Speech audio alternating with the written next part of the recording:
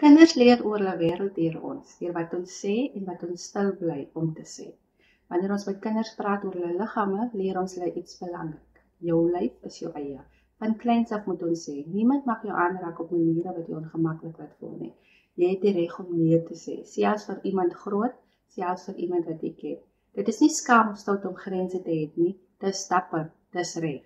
En as 'n kind, jou kind jou ooit vertel van iemand wat iets gedoen het wat nie reg voel nie, glo hulle, altyd.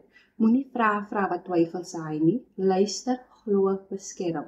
Deur vroeg te praat leer ons kinders om hulself te vertrou. Deur te luister leer ons hulle dat hulle stemme waarde het. Leer jou kind, jou lyf is jou eie.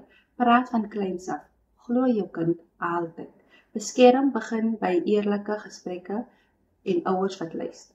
Geen vorm van geslagsgebaseerde geweld kan of mag aanvaar word nie. By Bethesda glo ons, elke mens het die reg om veilig, gehoor en beskerm te word.